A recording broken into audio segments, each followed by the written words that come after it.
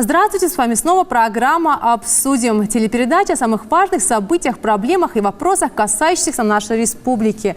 Каждую неделю для вас, наши уважаемые телезрители, мы обсуждаем то, что заслуживает внимания и то, что касается каждого жителя нашей республики. Сегодня в студии для вас работает Жиридат Евкурова. Почему платежеспособность населения вышла на республиканский уровень? Кто виноват? Коммунальные службы, которые завышают тарифы и делают процесс оплаты трудоемким для населения, либо же сами жители республики, которые безответственно и недобросовестно относятся к оплате своих коммунальных услуг. Это мы обсудим сегодня и разберемся с нашими гостями и экспертами. А для начала я предлагаю просмотреть небольшой сюжет на данную тему.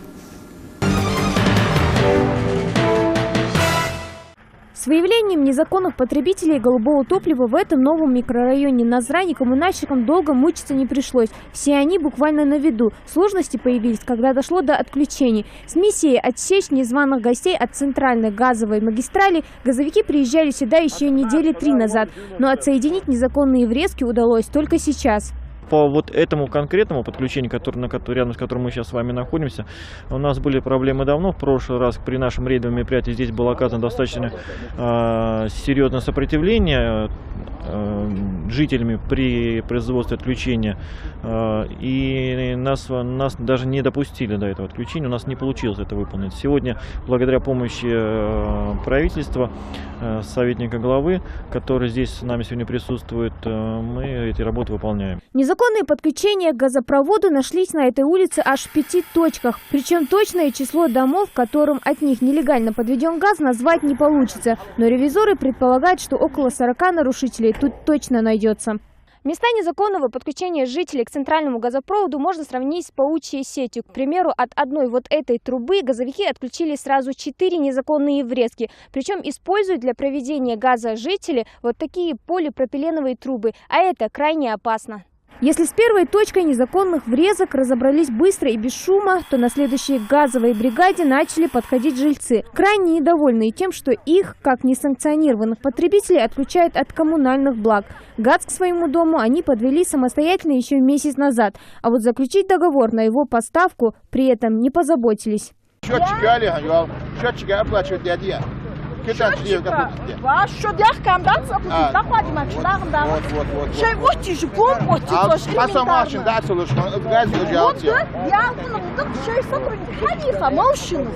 Пломба, установите закон, счетчик хаится, карта суд должен. Цена хамил тигар, аз оплатите, мы азям, все я участвую, газ летит, хамлечки. Оплатите, да? Ай, я оплачу, я. Как объясняет женщина, у нее дома больной ребенок и без газа ей никак нельзя. В ответ работники газовой службы обещают привезти ей на первое время газовый баллон. Но отключить дом от газопровода придется. И дело тут не только в отсутствии договора. Здесь, значит, имеется нарушение в том, что этот газопровод высокого давления, межпоселкового. Абоненты с результированием газа должны подключаться, должно быть давление не более 3 килограммов. А на этом газопроводе бывает 9 килограммов. Это с точки зрения безопасности тоже очень пагубно влияет на именно безопасность газоснабжения и самих жителей, потому что зачастую в таких домах, несанкционированных по системе газоснабжения, происходят несчастные случаи в виде отравления угарным газом, взрывов. Местные жители часть собственной вины за незаконные подключения перекладывают на местные власти, ведь до газификации в этом микрорайоне у муниципалитета руки еще не дошли. Хотя каким образом это мешает конкретному человеку заключить договор с поставщиком энергоресурсов, все равно непонятно. Без тех условий и разрешения на строительство дома сегодня, возводить дома не имеет никто права. Но так как они уже поставили перед фактом, они сами стихийно их возвели, эти дома возведенные, сегодня мы уже начали, администрация Назрани начала работу, уже присвоены номера домам, улицы, установлены аншлаги. Также у нас прошло расширенное заседание правительства под руководством главы республики нашего. Мы планируем в ближайшее время, сейчас при поступлении денежных средств, начать проведение коммуникаций. Представители Горгаза заверяют, газ в этих домах появится в тот же день, как будут заключены договора. А мириться с фактическим хищением голубого топлива из магистрали они больше не намерены.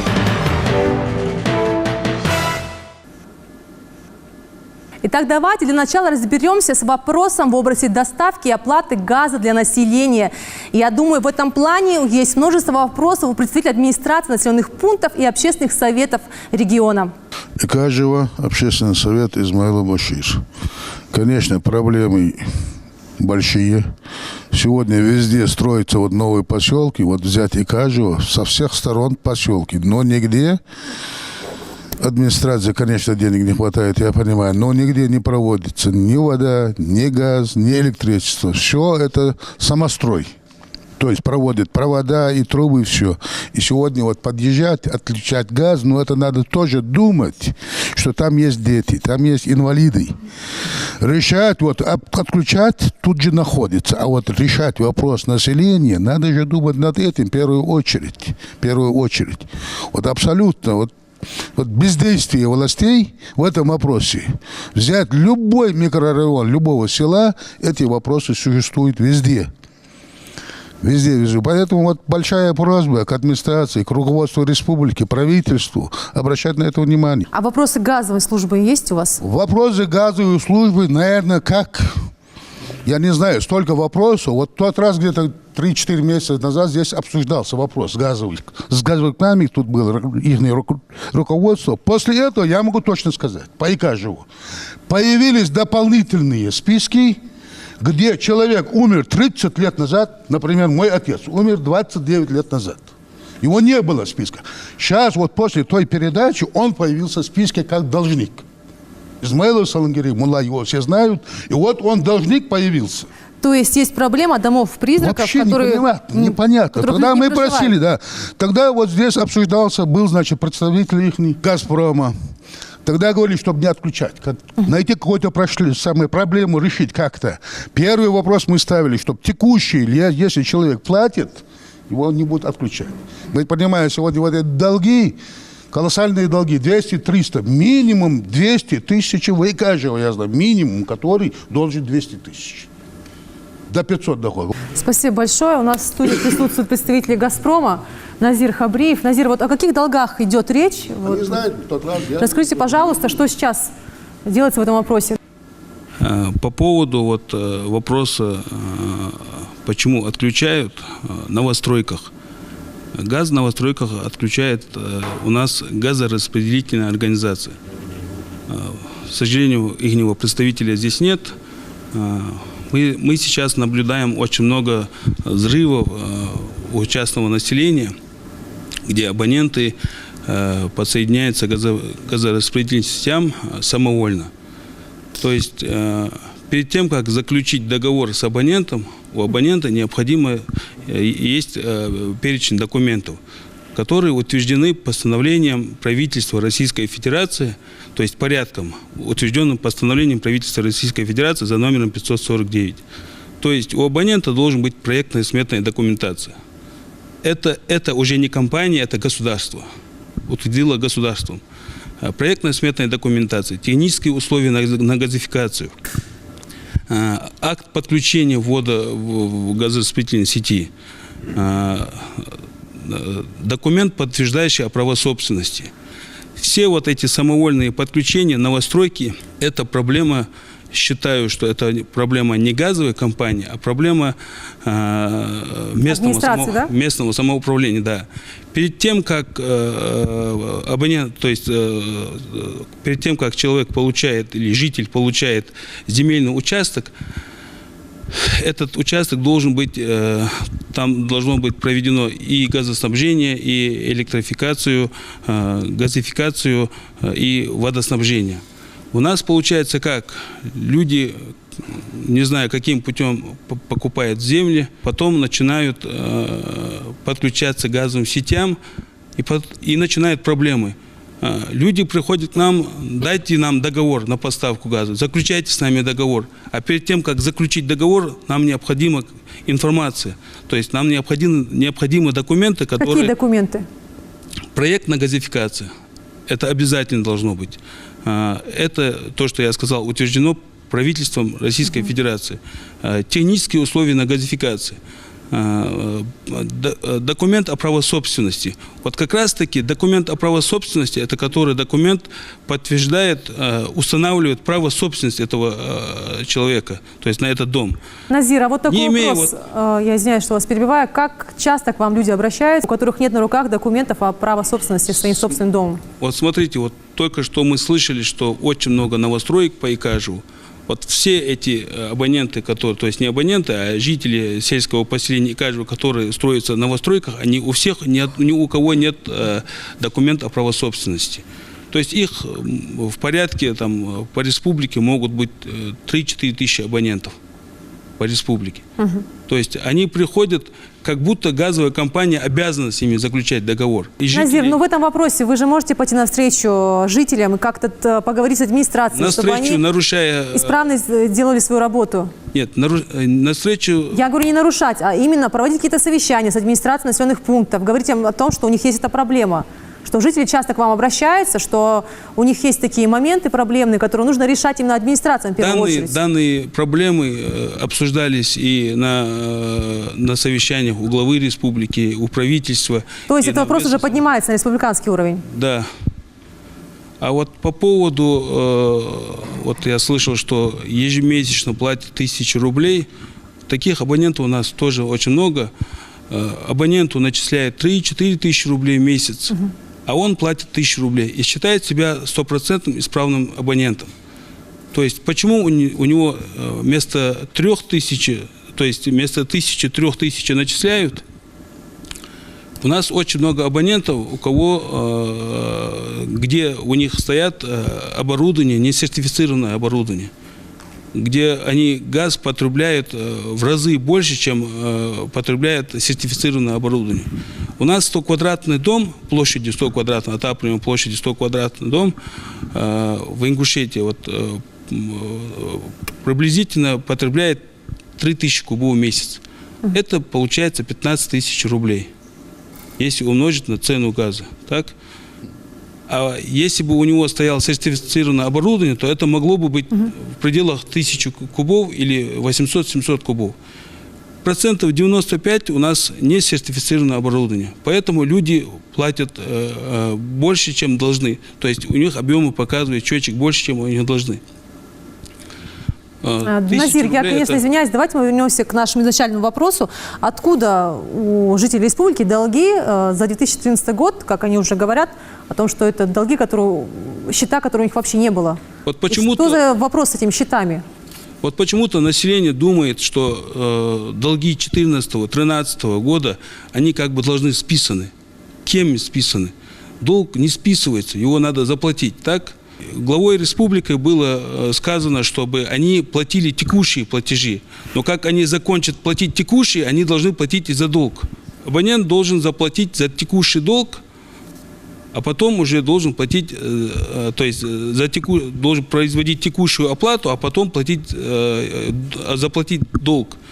Но дело в том, что есть малоимущие, есть которые не в состоянии заплатить. Для них есть отделы субсидий, где они могут обратиться, то есть помощь государству, где они могут обратиться, и им государство сделает, окажет помощь. Спасибо большое. Честно говоря, я не совсем конкретно услышала про эти долги за 2014 год. Я хотела бы обратиться еще раз к нашим гостям. Вот Общественный совет села Икажев говорил о том, что есть дома, в которых люди не проживают, но на них есть долги. Вот в вашем населенном пункте есть такая проблема? Глава сельского поселения Плиева Ахмед Султыгов. Безусловно, вот эти вот проблемы, они во всех населенных пунктах есть.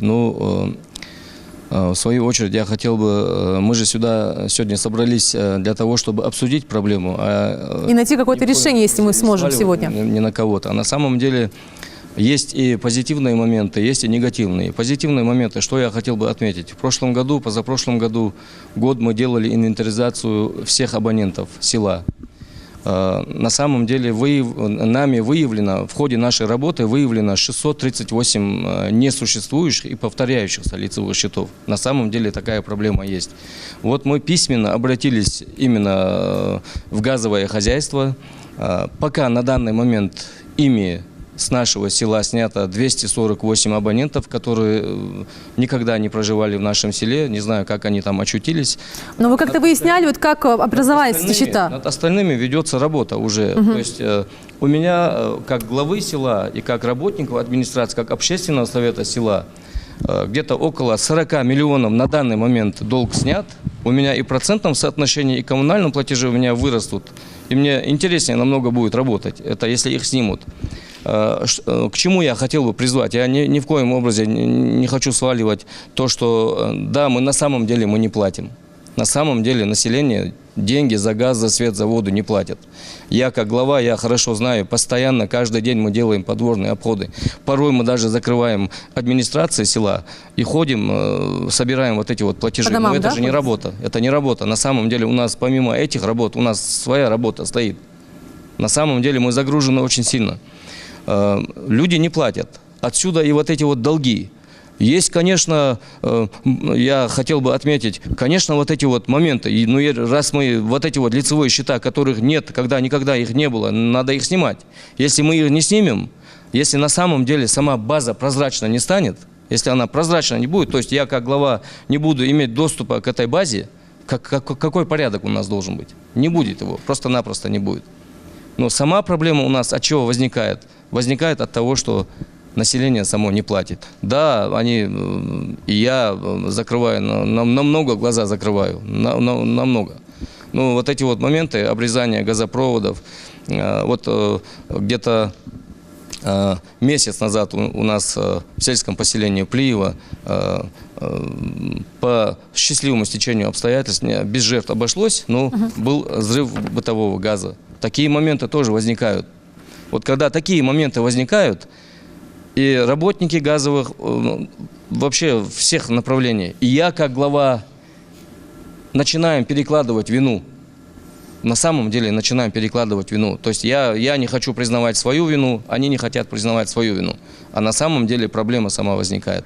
Надо над этим задуматься. Я не знаю, просто у меня предложений-то куча. Предложений куча. Просто их все сегодня не говорить, потому что и каждый, наверное, выскажется. Ну, то, что касается у меня, динамика и в оплате, есть, и да? наведение порядка у меня в селе есть. Вот я хочу сказать. Ахмед, а чем они обосновывают тем, что не оплачивают вовремя счета? Может, есть какие-то проблемные вопросы у них? Обосновываю. Сама система, наверное, я хотел бы сказать. В чем именно? Система. Ну, привык народ нас. Я очень знаю многих людей, которые для того, чтобы оплатить коммунальные счета, летают на самолетах в Москву, и те дома, которые там у них стоят, там частные дома, квартиры оплачивают и приезжают обратно. Просто здесь мы привыкли так безнаказанно, безответственно поступать так. Надо обязательно, в первую очередь надо платить за воду. Без воды мы никак не можем жить, но это смешно. Вот когда воды нету, газа нету, света нету, постоянно вот эти вот тысячами звонки поступают, тысячами. И, как правило, звонят те люди, которые абсолютно не платят за газ. Я еще хотел бы напрямую обратиться к работникам газовой отрасли. Вот у меня на территории села есть коттеджный городок. Вот после инвентаризации всех абонентов у меня с прибором учетов в сельском поселении Плиева где-то 804 человека. Из них 95 домовладений, это весь коттеджный городок, которые не внесены в базу. Вот, то есть там приборы учета установлены, но они не внесены. Вот я хотел бы попросить сделать на это акцент и решить вот эту проблему. Назир, а действительно ли есть такая проблема, что люди не оплачивают вовремя? Вот за апрель месяц 2016 год в республику поставлено 52,2 миллиона кубов газа, что на 19,5 миллионов кубов меньше, чем в апреле 2015 года. На сумму 260 миллионов рублей. Реализовано 20,6 миллионов кубов газа на сумму 111,7 миллионов рублей. Оплачено потребителями 109,2 миллиона рублей, что составляет 47%. То есть здесь имеется в виду оплата, это выпадающие доходы, то, что оплачивают ежемесячные денежные компенсации. А в целом люди, то есть абоненты наши практически не оплачивают за потребленный газ. То есть они разные вот эти моменты приводят, что у них там не отапливался, что их дома не было, что у них нету заплатить. Разные моменты у нас бывают, что люди не платят. А в целом и глава республики, и главы сельских поселений нам идут навстречу, как глава сельского поселения Султыгов заявил. Действительно, они выезжают, нам помогают, они сами видят и они подтверждают, что люди не платят.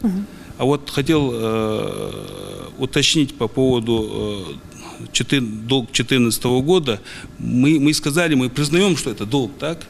Что он все-таки есть. Мы сами говорим, просто вы, долг 2014 года. Просто на уровне властей республики постоянно говорят о том, что этот долг уже списан. Не списан. Поэтому... Как он может быть списан? У нас идет списание по исковой давности более 36 месяцев.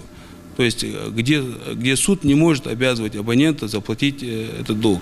Но, извините, если не исковая давность, что мы можем списать? То есть газ кем-то добывается, очищается и поставляется в республику. Кто его может списать? То есть, Назир, жителям республики не стоит расслабляться, а нужно оплачивать все свои долги? Естественно. За все года. А вот что касается вопроса о прозрачности списков должников, как можно в этом плане помочь администрации населенных пунктов? Мы признаем, что есть там у нас в базе данных неисправность, есть двойные лицевые счета, это нам досталось по наследству, и мы все это исправляем. Даже это подтверждает глава сельского поселения, что мы сколько лицевых счетов мы исправили и внесли в базу данных. Уже 248 сняты, и над остальными ведется работа. Отдел по работе Огромное с спасибо. населением, в целом и филиал, выходные, они целыми днями работают и хотят исправить ситуацию, и чтобы и база была актуальна, и люди могли вовремя прийти оплатить за газ. И вот в скором времени у нас Назранский теручасток, мы переезжаем в другой адрес, у нас будет более комфортный офис для территориального участка Назранского района. Спасибо большое. Здесь еще был вопрос. Ну, чтобы навести порядок с оплатой за газ в республике, я так понимаю, надо начать с общей организации. Насколько мне известно, в Вознесеновке где-то у вас стоит счетчик входной, сколько газа уходит в республику, правильно? И где-то у вас еще стоит на выходе счетчик, сколько выходит его отсюда, если он выходит отсюда куда-то дальше. Скажите, пожалуйста, а у вас счетчики на входах и на выходах в каждый населенный пункт стоят отдельно? Чтобы знать, вот сколько должна Назрань, сколько должно Плиево и так далее. Да, у нас во всех населенных пунктах стоят прибор учета газа, пункт учета газа, где мы можем узнать, какой объем газа поступило в данное село и сколько реализовано населению. Угу. Еще вопрос сразу же. Значит, где-то вот только по подсчетам Назрани стоит около 3500 газовых счетчиков, которые люди, то ли по незнанию своему, то ли просто покупали, потому что ваши сертифицированные счетчики, которые вы предлагаете, намного дороже. И они установили себе самостоятельно эти счетчики. Ваш специалист может прийти, сертифицировать этот счетчик, сделать поверку его и узаконить его. Смотрите, сертифицировать счетчик, это занимается государственный поверитель. То есть мы поставщики газа. Мы сертифицировать оборудование не имеем права. То есть для этого есть госповеритель. А если вы хотите сказать, что можем мы их принять и узаконить, то есть счетчик прибор учета газа должен быть установлен газораспределительной организацией, у кого есть лицензия на эту работу. То есть абоненты у нас очень много случаев бывает, когда абоненты сами ставят счетчики и приходят нам, предлагают, чтобы мы их внесли в базу данных. То есть, если этот счетчик не указан в проекте газификации, мы его внести в базу данных не можем. То есть, для этого есть газораспределительная организация. То есть, абонент должен написать заявление по месту жительства, то есть газораспределительная организация, какой у нас является по Назранскому району, ЭПУ Назрань газ, эксплуатационный производственный участок, Малгобекский район, Сужинский район, Джейрасский район. Они пишут заявление прошу установить мне газовый счетчик. Представители газораспределительной организации приходят, устанавливают ему этот счетчик и нам направляют акт установки этого счетчика. И мы на основании этого акта и вносим их в базу данных. У вас есть какое-то влияние на газораспределителей? Скажем так. Нет, это другая Никакого, организация, да. То бишь у нас газораспределитель, мы работаем для него, а не он для народа, получается. Хорошо, здесь мы выяснили, мы дальше будем уже в газораспределителей спрашивать, почему они не ходят. Потому что к ним был бы еще один вопрос. Это они поверку счетчиков очень интересно осуществляют. Она, как правило, там на год, на 3 счетчик устанавливается, потом они должны опять его поверку, сертификацию сделать. Смотрите. И вот они приходят, когда либо хозяина нету, либо им надо снять этот счетчик на несколько дней и увезти куда-то, чтобы сделать поверку по новой. Вот. И вот получается, что за этот момент, пока они снимают этот счетчик, либо не делают поверку, либо срок годности его вышел, да, людям начинают начислять газ совершенно уже по другому договору, по пункту 2 вашему, по где идет объемный.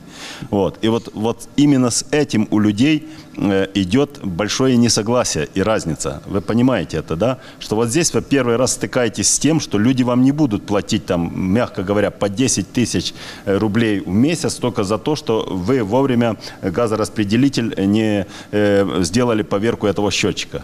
Поверку счетчика должен делать абонент.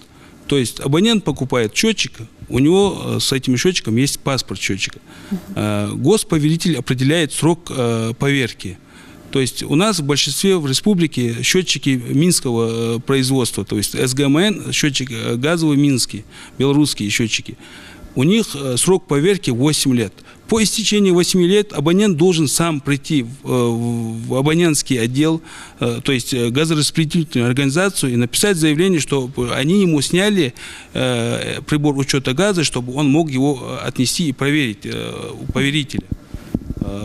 То есть тут уже газовая компания не обязана абоненту снимать этот счетчик, проверять его. Это уже в обязанности абонента. Это указано у нас в договоре и в постановлении 549, утвержденное постановление правительства Российской Федерации. Но вы же понимаете, что люди, они не обучены работе с газопроводами. Они не имеют права из-за безопасности, права доступа даже снимать этот счетчик с газопровода. Нет. Это должен быть ваш сертифицированный специалист делать. Да. То есть вы как бы слиняли немножко вот со своих прямых обязанностей. Получается, нет. Вы людей заставляете снимать эти счетчики, которые не знают, как это делается. Никто не заставляет снимать счетчик. Абонент не имеет права снимать счетчик, даже дотрагиваться до него. То есть для этого есть специализированная организация. Но абонент должен знать, когда у него истекает срок поверки этого счетчика. Назир, вот тут вопрос интересно прозвучал по поводу технического обслуживания счетчиков. Что делать жителю республики, если, к примеру, его счетчик неисправен, он отдал его, как убрать этот счет, который был выставлен неправильно? Если у нас счетчик на счетчике истек срок поверки, вот этот счетчик считается неисправным. То есть на неисправный счетчик, то есть прибор учета газа, мы не можем по нему начислять. То есть, что имеется в виду срок поверки истек? Поверка счетчика – это совокупность операций, проводимой Государственной метрологической службой, с целью определения, соответствует ли этот счетчик заводским стандартам. То есть, эту работу проводит у нас государственный поверитель. Назир, бывает много случаев, когда срок еще не истек, но счетчик уже неисправен. А счет уже вовсю набегает. Если срок поверки не истек, но счетчик неисправен, абонент должен уведомить за 5 дней поставщика газа, что у него есть неисправность счетчика. Тогда за 5 дней до какого срока? За 5 дней? С момента его обнаружения. С момента его обнаружения он уведомляет поставщика газа, что у него счетчик неисправный. Если поставщик газа обнаружил, что неисправность счетчика, в данном случае нам государство разрешает начислить абоненту за 6 месяцев. Дядя Калчин, советник директора по связям с общественностью. Вот у нас тут обсуждается уйма вопросов, да, вот как вы сейчас, я услышала это по поверке счетчика, да, и если срок не истек прибор учета газа, почему он в базе данных уже как бы стоит неисправен? Например, вот у нас вот часто обращается вот за период, да, зимний период 4 месяца. 4 месяца, допустим, вот дом по квадратуре 70 квадратов, ну, минимум бывает 2000, то есть кубов. Ну, 1,5 пусть будет. А за 4 месяца нам абонент предоставляет кубы, это вообще смешно, 500 кубов. Естественно, это перекручивание счетчиков. А мы тут обсуждаем, почему у нас платежи, откуда у нас растает. Конечно же, мы вызываем, точно так же можно сказать и про наших сотрудников, нет исключений, нет гарантий, что я сейчас смело могу сказать, что наши этим не занимаются. Могут сами перекручивать счетчики, естественно, а потом говорят, вот же у меня счетчик в исправном состоянии, почему он в базе данных, у меня уже идет начисление по нормативам. Естественно, это самовольное, уже как бы, конечно, они уже сами используют свой счетчик в своих целях, то есть накрутил 20 тысяч кубов, он может взять, перекрутить этот счетчик на 5 тысяч или там, допустим, 3 тысячи. А естественно, допустим, сделанные фотографии, то есть нашим контролерам 3 месяца тому назад, они уже как бы показывают, что как было. А мы хотим, забыв, что контролеры мы когда-то допускали домовладение, уже как бы акт, то есть фотосъемка была, акт осмотра было, и тут уже через 4-5 месяцев заявляется, вот газовая компания нам накрутила там 50 тысяч или 40 тысяч. Естественно, это уже как бы факт налицо. А почему у нас вот 2014 года тут обсуждения идут, как бы не должны были, вот я вернусь к этому вопросу, и никогда такого не было. Всегда вот на совещаниях, да, у главы говорилось, хотя бы платите текущие. Если взять год тому назад, то, что у нас были платежи, да, 15 год, ладно, не трогаем, вот даже, допустим, 16 у нас даже текущие платежи наши, как бы, жители не хотят платить. На всех совещаниях, да, кроме Ингушетии, вот везде Ингушетия лидирует по платежам за газ, что даже действительно бывает как бы некомфортно. У нас, хотя государство выдает и субсидии малоимущим, мы даже элементарно не можем взять и подать документы на льготы. У нас по сегодняшний день, можно сказать, 70%, наверное, нету те, которые пользуются этими льготами, субсидиями. Естественно, вот так они накапливаются долги. Просто сейчас я сижу, да, как бы со всех сторон, как бы нападение, газовая компания. Нет там как бы акцепт счетчика обсуждался. Почему в базе данных нет? Вот, например, каждый вторник в центральном офисе наши сотрудники принимают наших абонентов именно у тех, которых базу данных не занес прибор учета газа. Но почему нельзя, согласно постановлению 549, взять и выйти, да, вот, поехать в этот как бы центральный офис, проверить хотя бы раз в квартал, в чем же дело, почему у меня там, например, или там за свет, за воду, или за газ, откуда у меня такие бешеные суммы идут. Ну почему мы сами себе позволяем, почему у нас нет самого себе уважения? Проверить, что у нас творится на лицевом счете. Вот я знаю уйма абонентов, у тех, которых даже есть переплата по 15 тысяч, по 10. Порой даже смотришь на них, вот пример продержания, хотелось бы вот привести их как бы на телевидении, показать, вот почему они могут, а мы не можем. Вот и откуда у нас растут долги. Первый, по этим счетчикам, любой из нас, как продавец, мы же в магазин не ходим с весами, правильно? Мы берем сумку, пакетик, пошли. Почему я должен покупать этот счетчик? Я не понимаю просто, где логика. Почему вот почему-то электрики установили счетчики за свой счет, а газовики такие святые. Во-первых, вот эта реклама ежедневная, да, по 20 раз. «Газпром» – национальное достояние. Вбивают в голову. И тут же нас заставляют ходить в магазин с весами огромными. Но это же вообще в голове не укладывается. Назир, а сколько стоит сегодня счетчик? Счетчик? Много. Для населения? Вот... Ну, около 3000 рублей. Около 3000 рублей. Смотрите. Но почему люди покупают его сами? Почему покупают сами? Да, дешевле, значит, они купить самим, чем вы его установите. Так я ему дом не строил, крышу я ему не делал, почему я ему должен счетчик покупать? То есть компания имеется в виду. Почему электрики поставили счетчик? Подождите, давайте спросим у электриков. Вы обязаны были счетчики ставить? Добрый день, уважаемые телезрители, добрый день, коллеги. Андрей Галчин. Конечно, филиал, как сетевая организация, не обязан устанавливать счетчики, приборы учета.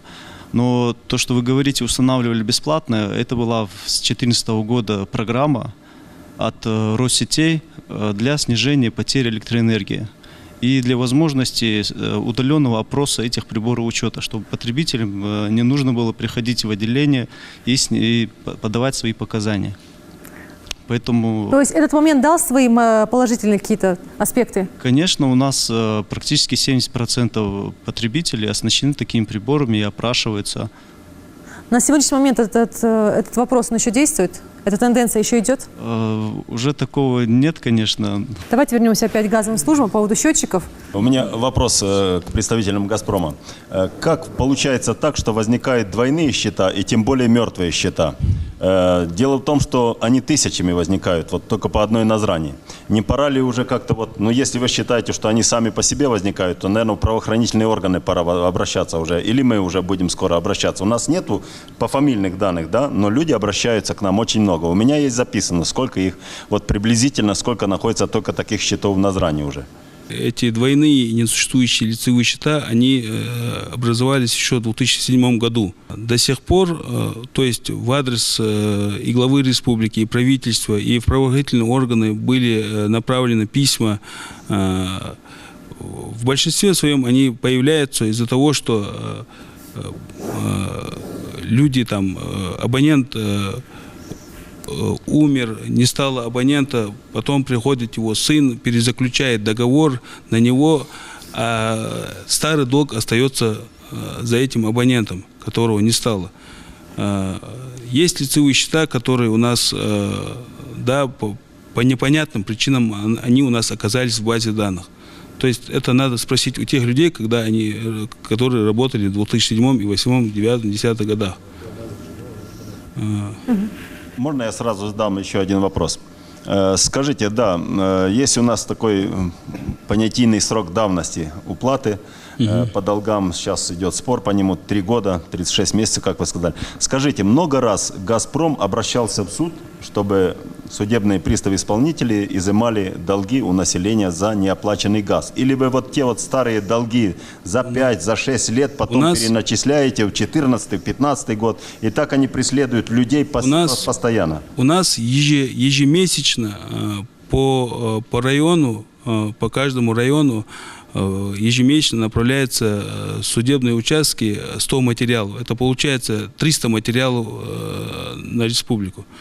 То есть исковую давность должен заявить абонент.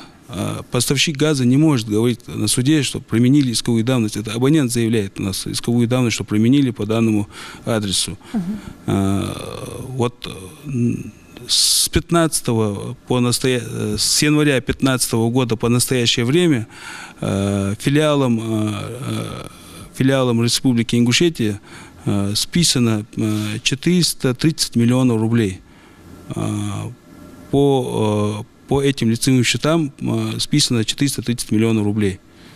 То есть в этом направлении тоже работа ведется, суммы мы списываем, но понятие, что старые долги мы должны забыть, я вообще считаю, что это вообще неуместно. Почему? Потому что кто-то этот газ добывает, кто-то его очищает. То есть «Газпром Межрегионгаз Пятигорск» покупает газ у «Газпром Межрегионгаза» и продает в 5 республиках Северного Кавказа: Дагестан, Ингушетия, Северная Осетия, Кабардино-Балкария и Карачаево-Черкесия.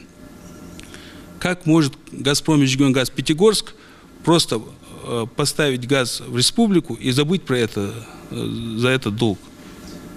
А вы подаете здесь, в Ингушетии, в суд по должникам? Да. Здесь, да? Но здесь я бы хотел сказать, что просто такой правовая непросвещенность населения, оно позволяет вот эти вот долги накапливать и увеличивать с каждым годом. Если бы все вот эти вот судебные иски «Газпрома» к населению по старым долгам приходил бы нормальный адвокат, он бы просто, да, действительно заявлял об исковой давности данных долгов. И вот тот вопрос, который сейчас стоит, списать старые долги, он бы разрешался в судах сразу же, на месте.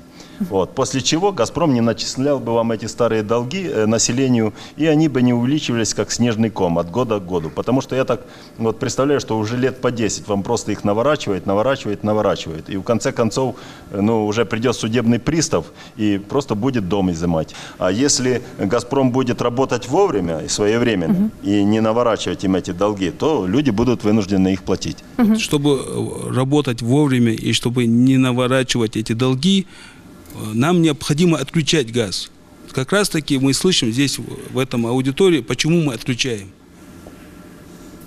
Так, почему вы отключаете газ, давайте я вам скажу собственной практики в городе Назрани. Ваши представители иногда отключают газ огульно.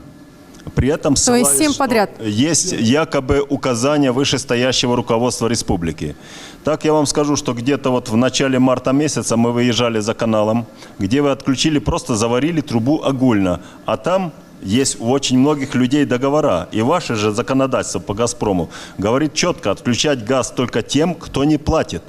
А вы отключили газ всем подряд. Вот просто заварил трубу, и мы до часу ночи эту трубу разваривали. В результате маленькие дети, чьи родители платят за газ, у кого есть заключенный договор, и что самое интересное, что там нету даже свидетельства о праве собственности на этот дом, да, но договор заключен. Я только приветствую такое, потому что, значит, газовщики пошли навстречу этим людям. Но зачем вы всем сразу его огульно обрубаете, этот газ? Такого тоже нельзя допускать. У меня нет информации по данному факту, не могу ответить. Но, по крайней мере, у нас жалобы от абонентов не поступало, что где был заключен договор, и ему отключали газ. Аушев Магомед, село Сурхахи, председатель общественного совета. У меня такой вопрос. Вот у нашего населения бытует мнение, что самый дорогой газ – это у нас, в нашей республике. Что вы на это можете ответить? Вот вы сейчас говорите, а вы точно информацией владеете? Я поэтому у вас спрашиваю. Рублей. Есть каких-то республиках, буквально там, может быть, на 40 копеек дороже. В отличие от некоторых республик, у нас дешевле. Так что... Марит, а есть ли возможность еще снизить тарифы, чтобы население смогло полностью оплачивать свои счета? Ну, у нас же тарифы же устанавливаются же не нами же. А может, вы походатайствуете? Тариф, цену на газ устанавливает региональная энергетическая компания. Не мы устанавливаем тариф. Комиссия, да. Глава администрации Насыркорт Магомед Кадзоев. Мой коллега ясно задавал и вопросы, вырисовывается какая-то положительная картина в нашем разговоре. У меня вот какой вопрос. Да, у нас есть, мы сделали мониторинг 2-3 улиц, и оказалось, на одной улице 18 вообще не существовавших домов. Мы там насчитали 705 тысяч долги, которые значатся за этими домами. По другой улице там всего-то 18 домов, а 6 домов вообще не существовавших, вообще не было там таких домов. Искали мы абонента по улице Муталиева, за кем числится долг 790 тысяч рублей. С вашими же представителями мы выезжали и выезжаем во исполнение поручения главы республики. Каждый день мы делаем подворные обходы. Того домовладения вообще мы не нашли.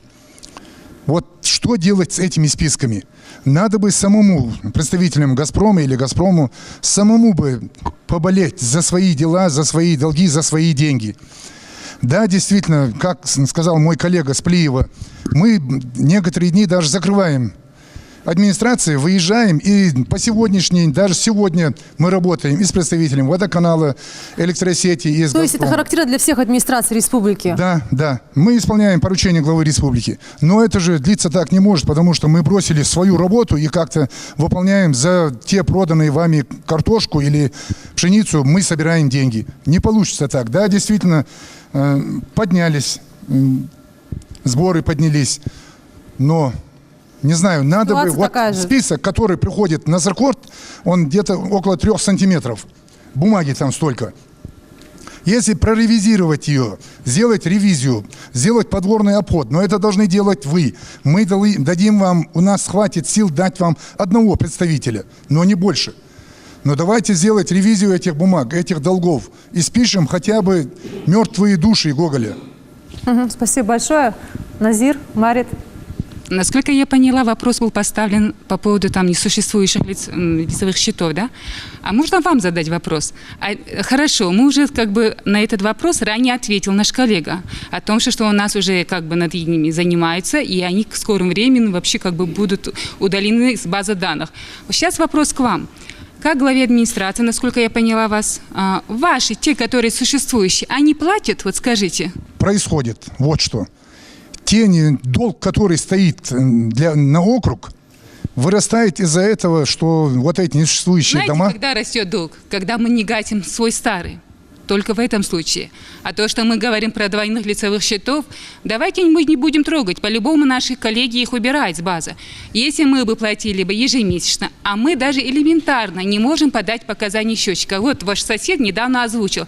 Помимо там терминалов, операционистов, есть ли еще у нас как бы удобства для оплаты или там передачи показаний счетчиков, да? То есть у нас есть вот, я сейчас вот каждый раз об этом говорю, озвучиваю посредством массовой информации, вот, публикациями занимаемся. Личный кабинет, да, вот, где мы можем подать, не выходя из дома, передать показания прибора учета газа, заплатить за газ. Мы даже этим не можем воспользоваться, понимаете? Даже сидя дома даже. Спасибо. Ага, личным кабинетом, например, в нашем округе, наверное, пользуется 1% населения. И того меньше. Потому что не все владеют этим интернетом, этими компьютерами. Через терминал банка. Вот, это раз. Тоже подойти, просто даже всего-навсего сотруднице, да, вот, Сбербанка, просто сказать, я бы хотела бы погасить свой долг или передать показания счетчика. И другой мы тоже не можем. А что же мы тогда можем? Показания мы не можем подавать, проверить базу лицевого счета мы не можем. А сейчас мы тут сидим и обсуждаем двойные лицевые счета. А те, которые существующие, действительно, за них тоже мы не можем платить. Марит, вы знаете... как я понимаю, мы не обсуждаем, у нас диалог с вами именно, как бы помочь вам, администрация говорит вам об этом. И вы должны нам ответить, как бы помочь администрации там, или людям, главное, народу объяснить. Я вот поняла. Я вот просто единственное, что я предлагаю, как бы объединиться совместно, постоянно проводить сходы с нашими жителями, потому что это наша общая проблема, общая задача. Вот. Как-то побольше донести до них, как бы, я не знаю, хотя бы разъяснительную работу, что действительно каждый месяц, вот сейчас даже летнее время, да, хотя бы, чтобы они хоть как-то, если где-то наша вина, да, чтобы они не подошли газовой компании, если где-то неправильно накрутка, да, предоставьте документы, да, что нам действительно неправильно крутили. Но не сидите же дома, разбирайтесь в своих проблемах. И вот что я скажу. Каждый третий дом, в который мы заходим, вот последние 2 месяца, буквально без выходных мы работаем, каждый третий дом свои жалобы. Да, действительно, я подал счетчик, меня не занесли в базу, и мне начисляют по квадратуре. Вот это самый больной вопрос. Неужели нельзя вот эти счетчики, наверное, у нас в округе десятки, а то, может, и сотни незанесенных счетчиков. Я на своем примере скажу. Мне поменяли счетчик там по прошествии 8 лет. 1 год и 1 месяц я бегал в эту газовую контору, просил их, потому что я так более-менее разбираюсь в этих долгах, в этих квадратурах. Я просил, занесите мой счетчик, я не хочу платить по квадратурам. У меня там довольно-таки большие квадраты.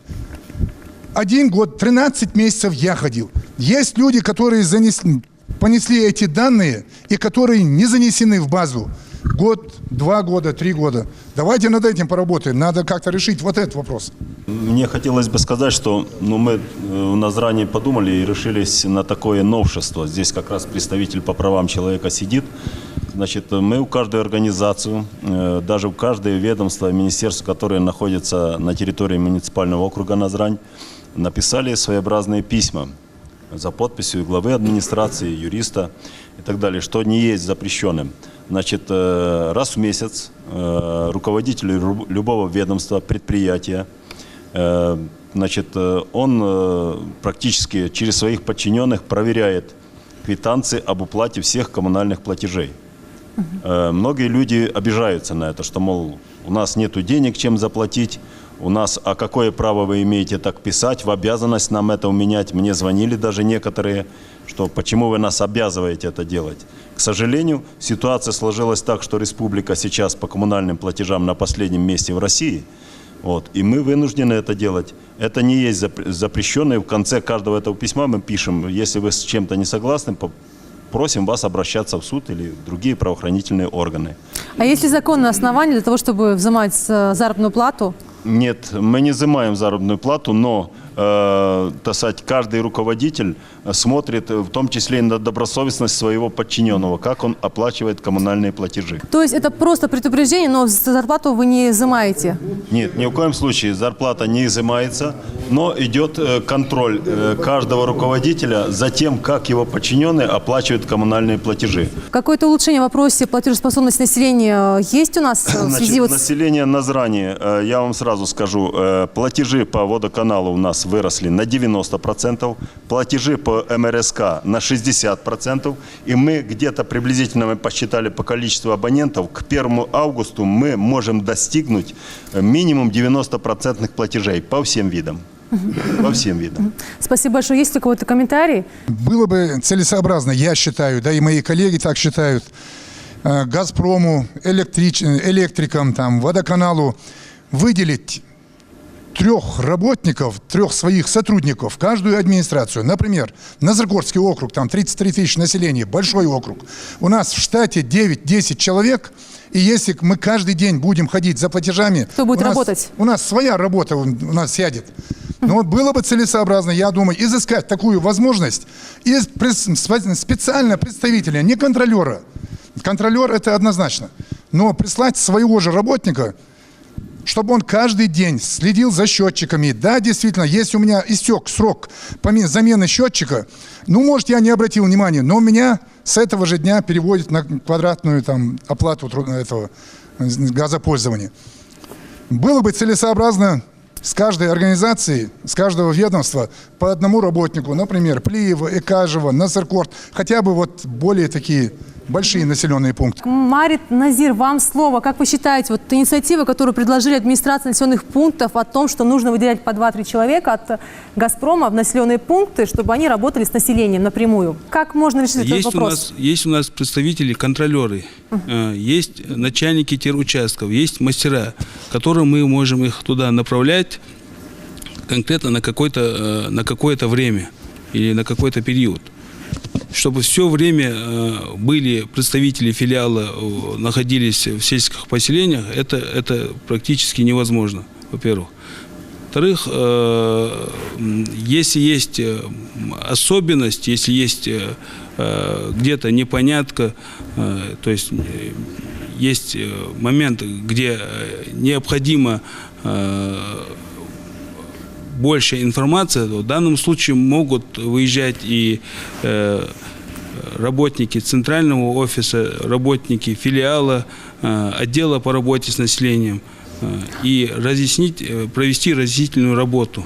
Да, я предлагаю всем просмотреть небольшой сюжет, в ходе которого мы посмотрим о том, как платят жители республики за свет и за воду.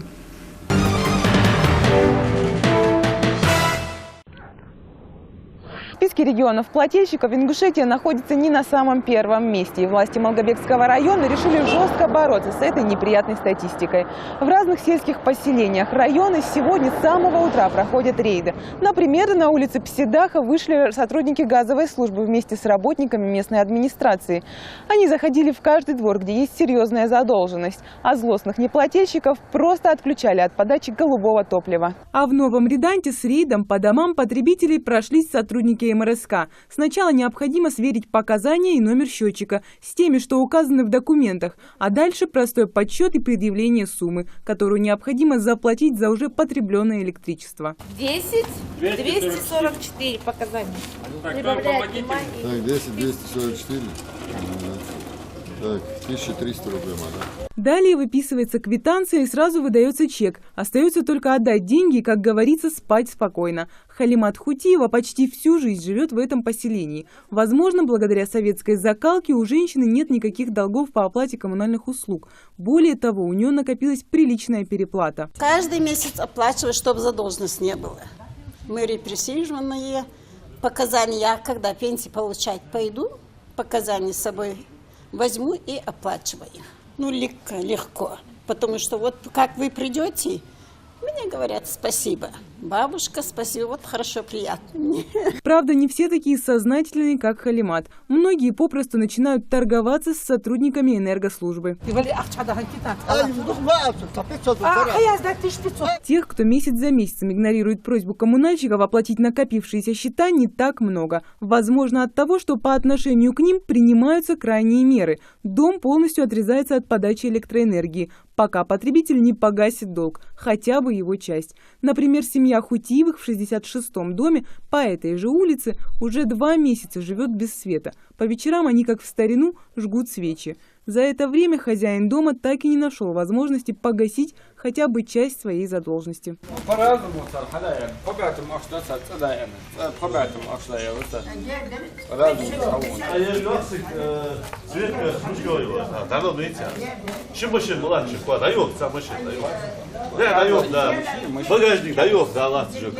Если сыну Шариат Хутиева ее нисколько не жаль, то глава Малгобекского района Адам Цычуев не смог уйти из двора бабушки, не оказав ей помощи. А сын Шариат пообещал больше не копить счета, а своевременно их оплачивать. Дом тут же был снова подключен к подаче электричества. Основная масса людей платит, вот процентов на 20, но есть люди, которые не платят вообще.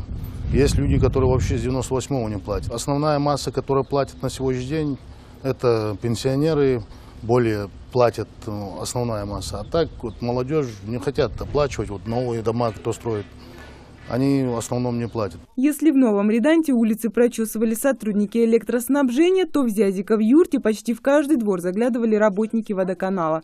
Не, мы по частям платим, потому что пенсии, да, пенсии там выдерживают. А вот такие моменты, когда долг собирается, часто бывает? Не, у нас так большой долг не собирается. Почти в каждом доме есть долг. Пожилые люди делают отчисления с пенсии, но они зачастую оказываются меньше той суммы, которая набегает за месяц. Но их долг бывает не таким большим. Ислам Льянов должен водоканалу 8 тысяч рублей.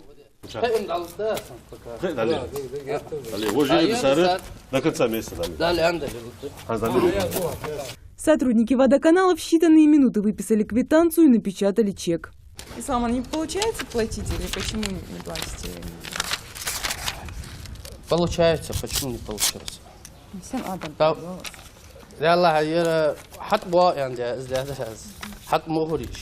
Раньше платил, долг халя. Итак, большинство жителей ждут, что коммунальщики сами придут к ним домой, чтобы потребитель мог оплатить потребленный ресурс. Правильно было бы в конце месяца человек, получивший услугу, пришел бы в поставляющую организацию и оплатил бы полученную услугу. Количество людей, которые делают так, 5-7%. 90% людей добровольно не платят. В этой ситуации мы уже по ситуации вынуждены как-то реагировать на эту ситуацию, организовывая рейдовые мероприятия. Это вынужденная мера. Последние 2 месяца рейдовые мероприятия наши усиленные работниками администрации района. И это одна из самых серьезных проблем. В Малгобекском районе работают многофункциональные центры, а в каждом сельском поселении уж точно есть почтовое отделение, в котором можно произвести оплату коммунальных услуг. Платят только по факту, то есть по факту явки контролера на дом. Хотя должны были оплачивать там и в офисах, и посредством всяких терминалов и так далее, посредством почтовой связи. Люди неохотно идут платить. А вот когда на дом приходишь, то платят.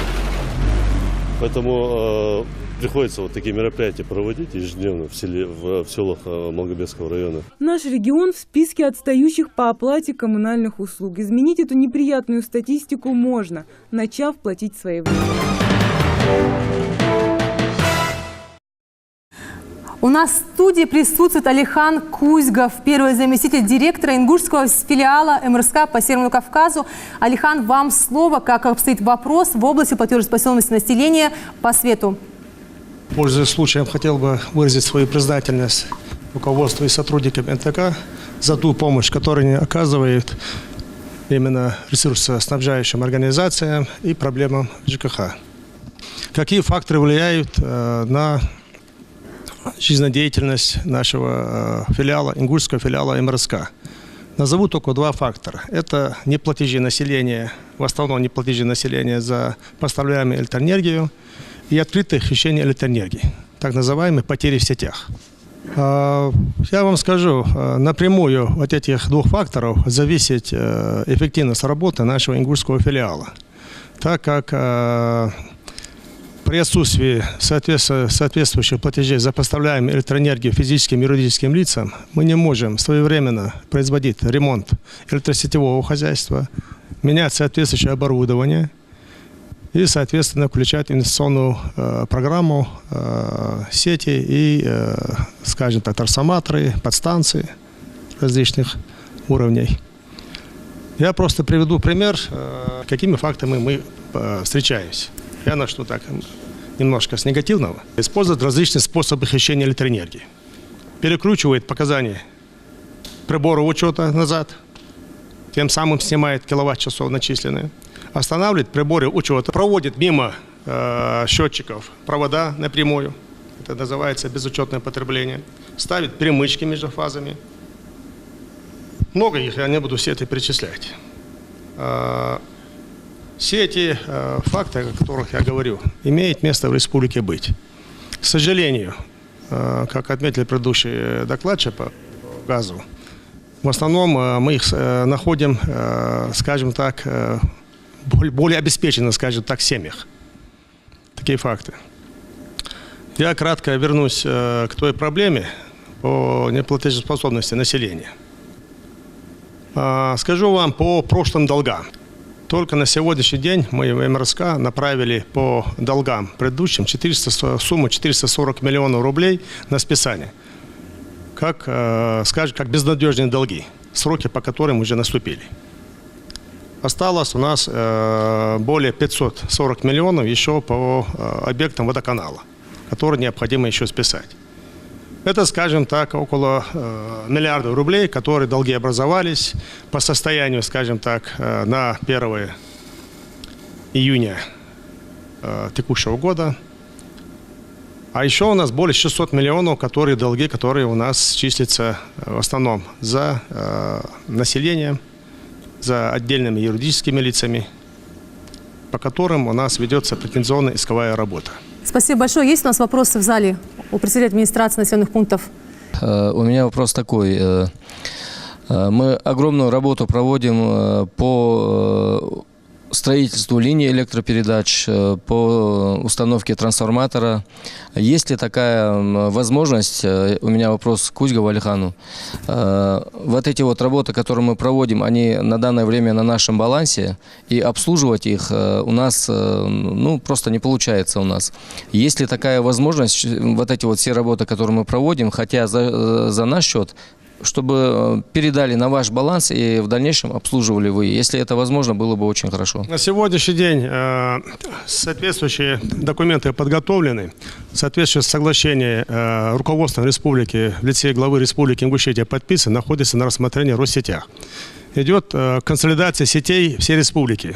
Еще раз я повторюсь, порядка 31-32% сети стоят на нашем балансе. Остальные сети – это республиканского значения, местного значения и частные сети.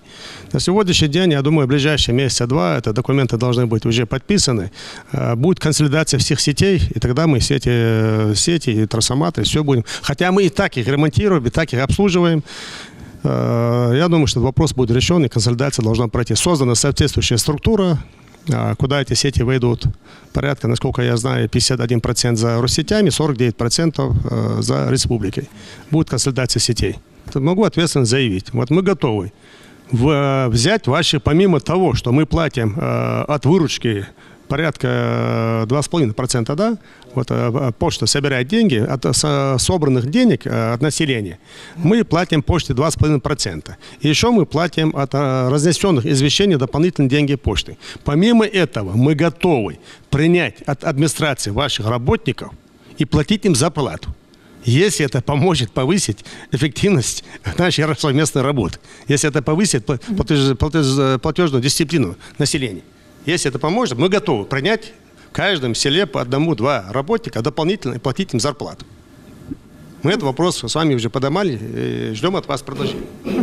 Хотелось бы обратиться сейчас к представителям администрации. Как вам такая инициатива? Это очень хорошая инициатива.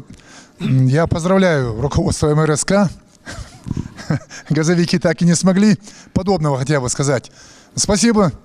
Насеркорт, например, приветствует такую постановку вопроса.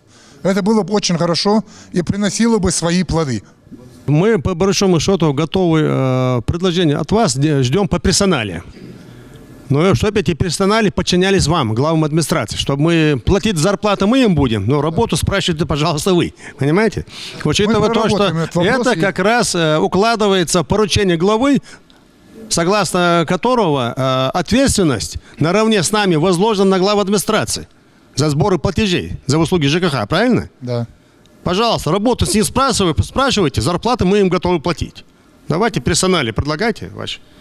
И будем этот вопрос прибивать. Спасибо. Дополнительно я хочу сказать, что мы вот подали заявки в ближайшее время. Это же тоже процедура. Не просто кассовый аппарат взял там в магазине, да, и пошел собирать деньги. Это тоже надо ставить на налоговый учет, присваивать код, отпечатывать и так далее. Дополнительно мы сейчас еще приобретаем, еще подали заявку где-то на 10 еще дополнительных кассовых аппаратов, которые эти кассовые аппараты мы тоже готовы предоставлять совместно с вашими работниками, будем облегчать труд. По большому счету, на сегодняшний день мы рассылаем ежемесячно по СМ сообщения, по телефонам потребителям. Мы рассылаем физическим и юридическим лицам о тех долгах, которые образовались. За каждый месяц кто сколько должен платить. У нас действовала федеральная целевая программа, комплексная программа по установке этих счетчиков. Это в 3 республиках Северного Кавказа. Мы установили порядка 36 тысяч, да? 36 тысяч счетчиков мы установили. Дополнительно, вот сейчас я не могу цифру назвать, потому что мы еще окончательно не знаем, какая цифра. Мы дополнительно сами еще можем установить несколько тысяч этих счетчиков. Но остальные счетчики, они недорогие. Сколько они там? 500-700 рублей. 700 рублей. Они энергомеры, они недорогие счетчики. Сколько сможем, мы сами установим. Сколько сможете на месте. Они на рынке продаются, они в магазинах продаются, эти счетчики. Они недорогие. Мы готовы установить. Телефоны у нас функционируют. У нас в студии присутствует Алихан Хаутиев, это заместитель директора Ингуш-Водоканал. Алихан, с какими проблемами сталкивается ваше ведомство и как вы их решаете? Те же проблемы, что и у газовиков, и энергетиков. Государство сделало все, чтобы облегчить все-таки людей по оплате коммунальных услуг людям. Это что? В первую очередь субсидии. Если человек не в состоянии оплатить, у него не хватает денег, то есть если его совокупный доход, вернее, платеж, общий совокупный платеж коммунальных платежей превышает 22% его домашнего совокупного дохода, он имеет право на льготы, на субсидии. То есть он должен пойти и оформить субсидию. Но люди у нас не очень-то идут. А есть люди, которые именно на этих субсидиях сидят. И у них переплаты по 10-15 тысяч по коммуналке. И по газу, и по воде, и по свету. Которые регулярно, каждые полгода, субсидия выдается раз в полгода. Каждый год 1 июля повышается тариф. Это государственная программа. То есть вот в начале этого 1 числа июля месяца тарифы на все услуги, коммунальные услуги, поднимаются у нас, по-моему, до 6%. Потому что совокупный доход – это 6% повышения разрешается. Что касается вот этих, вот главы администрации поднимали вопрос по задвоенным лицевым счетам и так далее. Но, с одной стороны, понимаете, это проблема ресурсоснабжающих организаций, это не ваша, потому что это головная боль. Как списать эту дебиторскую задолженность? Ее просто росчерком пера так не спишешь. Но в основном эти задвоенные лицевые счета, которые выявлены, они сразу заблокированы, по ним не проводится начисление. По крайней мере, это в водоканале так. Если есть информация, подтверждается информация, этот лицевой счет сразу блокируется, останавливается по нему начисление. И я думаю, такая же ситуация и у газовиков, и у энергетиков. Поэтому эта проблема не столько, как говорится, глав администрации, сколько нас. Второй вопрос. Мы готовы. Я думаю, меня коллеги поддержат в том, чтобы провести инвентаризацию абонентов, жителей села. Потому что по хозяйственной книге, по ним начали мы работать, но по хозяйственной книге вашей во многом не отвечают. Вот я присутствую уже не на первом этом здесь телевидении, таком, но я думаю, передачу все-таки надо тематически сделать. В каком смысле тематический? Чтобы мы могли объяснить людям их права и те требования, которые закладываются законодательством. А мы вот собираемся и начинаем между собой воевать. Вот мы здесь собираемся и начинаем каждый раз решать, что мы можем сделать. Единственное, что надо в этом отношении сделать, это мое мнение, потому что я не первый год уже работаю, как говорится, по абонентной службе, сталкиваюсь с ней, это менять сознание людей. Что ты получил услуги, оплати. Если ты не получил услуги, не плати. Спасибо большое. В рамках программы сегодня очень часто звучали претензии к органам власти и газовым службам. Несомненно, все они находят свое отражение и поступают в аппарат уполномоченного по правам человека. И у нас в студии присутствует Аздоев Джамбулат. Джамбулат, какие к вам поступают обращения и как вы на них реагируете?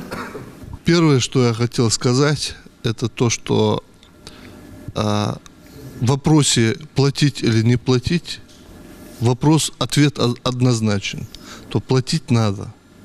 Никто нам бесплатно, так сказать, ни хлеб, ни мясо, ни другие продукты на рынке не дает. И мы должны платить, это осознавать. Это вот один момент, который я хотел обозначить. А второй момент – это то, что традиционно, когда граждане обращаются ко мне, на первом месте находятся жалобы, связанные именно с жилищно-коммунальной сферой. И вот в процессе ток-шоу звучали разные моменты, которые вот я хотел бы, если можно, прокомментировать. И когда вот мы говорим о том, что платить надо, и вот, значит, один из участников сказал, что там на работе беседуют, скажем так, в кавычках, с работником и предлагает ему оплачивать коммунальные услуги, конечно, беседа, так сказать, разъяснение и так далее, это приветствуется. Но есть такое выражение: попроси дурака молиться, он лоб разобьет. Вот, к сожалению, вот такие вот моменты у нас встречаются, когда руководитель вызывает себе работников и говорит: принесите мне счета на оплату, не принесете, завтра вы будете уволены. Но такие обращения ко мне поступают. Конечно, они неправомерны. Таких обращений быть не должно. Или когда речь идет об, значит, неоплате, и когда приходят, значит, представители ресурсоснабжающих организаций и говорят: вот вы не заплатите, улицу мы отрежем от света, от воды, от газа.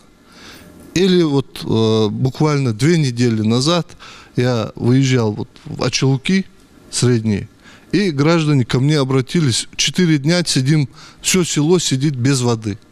И вот начали разбираться, выяснилось, что какие-то, значит, деятели приняли команду непонятно как и отключили и школу, и больницу. Я не говорю просто о физических лицах. При этом, я подчеркиваю, какая-то часть граждан своевременно платила, какая-то часть не платила. Но при этом вот такая коллективная ответственность. Вы село, и вы должны там вынуждать или принуждать вашего соседа платить. Если мы говорим о законе, о правовом государстве, такие методы, они, конечно, неприемлемы. То, что касается, вот мы здесь обсуждали, сколько обращений поступает и чего они касаются. Вот возьмем водоснабжение. Значит, особенно в летний период очень многочисленных жалоб бывает, связанные с нерегулярностью водоснабжения. А где-то бывает вообще на долгое время пропадает вода. Поступают жалобы на некачество воды. Вот у нас буквально несколько дней назад был совет по правам человека при президенте Российской Федерации. Вот он проверял, инспектировал объекты, и один из объектов был следственный изолятор. Вот когда они ознакомились с качеством воды, они сказали: это явное нарушение, значит, такого качества воды вы не можете, не имеете права предоставлять заключенным в следственном изоляторе. На что, значит, представитель администрации СИЗО сказал: а это вода, которая питается у нас город Карабулак. То есть вот такая проблема, это качество воды. Но опять-таки мы возвращаемся и говорим о чем? О том, что если нет денег у ресурсоснабжающей организации, то она не может повысить качество оказываемых услуг. А почему денег нет? Потому что, значит, какие-то абоненты не оплачивают, в том числе. Это хозрасчетная же организация у вас. У вас деньги, которые поступают от вашей деятельности. Поэтому вот получается замкнутый круг с этой стороны. Другая часть обращений, жалобы на энергетиков, на электричество. С чем это связано? С тем, что вот здесь это озвучивал представитель МРСК, изношенные сети. Больше всего, конечно, обращений это связано с, значит, газовиками. И вот здесь звучали разные, так сказать, моменты, разные предположения, предложения, случаи. И вот один из случаев это мы говорим, ну вот когда занимался вот проблемой, связанной с оплатой за газ, такое впечатление у меня сложилось, что это замкнутый круг. Вот круг, из которого нельзя выйти. Значит, с одной стороны, у тебя накручивается задолженность, при этом задолженность накручивалась, были случаи, когда с 2007 года взыскивали с людей. Вот заявления людей. И когда вот выясняется, вот мы говорим об исковой давности. Но дело в том, что люди даже не знали, что на них подали, так сказать, заявление в соответствующий мировой суд. То есть человек узнавал о том, что он был предметом судебной тяжбы, только когда приходил судебный приказ, и там, значит, из пенсии его начали удерживать, и он выясняет, а почему удерживают с моей пенсии? Выясняется, оказывается, был суд, оказывается, там с таких-то годов с него взыскали, и там огромные суммы, значит, некоторые даже за сердце хватаются, когда видят вот эти суммы. Поэтому заявить об истечении исковой давности абонент физически не мог в силу того, что он даже не знал, что его дело рассматривается в судах. Поэтому, с одной стороны, вот этот случай у нас момент, с другой стороны, мы говорим, что субсидия не полагается, у кого задолженность. С третьей стороны, мы говорим, что зарегистрировать счетчик невозможно, пока мы не сделаем там то-то, то-то, то-то, но даже если мы все эти документы собрали, зарегистрировать этот счетчик, вот один из участников сказал, что более года он бегал, пытался зарегистрировать этот счетчик. И вот когда я опять-таки с этим столкнулся, оказывается, что этот счетчик должен проходить регистрацию в городе Пятигорск. То есть вот не у нас в республике он проходит эту регистрацию, а его регистрируют в городе Пятигорск. Значит, и получается, что пока ты не зарегистрировал счетчик, начисляются по объему, а там уже совершенно другая оплата. Но и это еще не все, как говорится. Вы зарегистрировали счетчик, вы прошли по всем этим кругам ада, как говорится. И потом вы приходите с данными, которые вы сняли счетчик, а вы эти данные должны предоставить в определенное время, и вы видите огромную очередь, которая там выстроилась, и там сидит один или два там специалиста, которые принимают, значит, по несколько человек, потом у них обед, потом у них похороны, потом свадьба, потом еще что-то и так далее. Поэтому мы сегодня говорим действительно об очень важной проблеме. Почему? Потому что коммунальные платежи, еще раз я подчеркиваю, мы должны платить. Потому что если мы не будем платить, то эта система, она не будет работать. Мы все хотим, значит, мыть руки, мы все хотим включать телевизор, мы все хотим жить в теплом доме, а за это надо платить, это мы должны понимать. Спасибо всем, кто сегодня выступил. Я думаю, что пора уже подводить итоги нашей сегодняшней программы, вывод из которой напрашивается только один, что в вопросе о платежеспособности населения необходимо задействовать все службы. Это должны быть и коммунальные службы региона, и администрации населенных пунктов, и общественные советы при администрациях. И, безусловно, в этом вопросе должны работать сами жители республики, которые должны ответственно и дисциплинированно подходить к вопросу об оплате за коммунальные услуги. И только благодаря совместной работе мы способны увеличить свои показатели в области увеличения платежеспособности населения среди всех регионов Российской Федерации. Но это была программа «Обсудим».